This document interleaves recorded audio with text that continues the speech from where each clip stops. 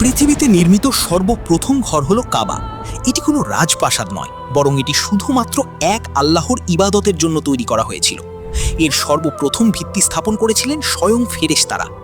আল্লাহ তাআলা যখন হজরত ইব্রাহিম আলাইহিসসালামকে কাবা পুনর্নির্মাণের আদেশ দেন, তখন হজরত জিবরাহিল আলাইহিসসালাম নিজে এসে তাকে সঠিক স্থানটি দেখিয়ে দেন।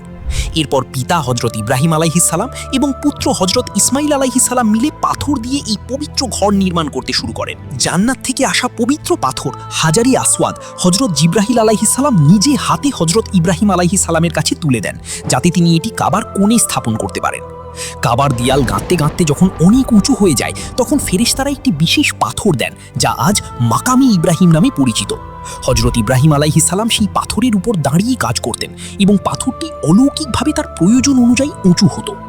কাবা ঘরের নির্মাণ কাজ শেষ হওয়ার পর হজরত ইব্রাহিম আলাইহিসসালাম হজের ডাক দেন, আর ফেরেশতারা তার সেই ডাক পৃথিবীর প্রতিটি কোণে প্রতিটি মানুষের কানে পৌঁছে দেন। ভিডিওটি ভালো লাগলে কমেন্টে আল্লাহু আকবার লিখুন। এমন আরও ভিডিও পেতে চ্যানেলটি সাবস্ক্রাইব করুন।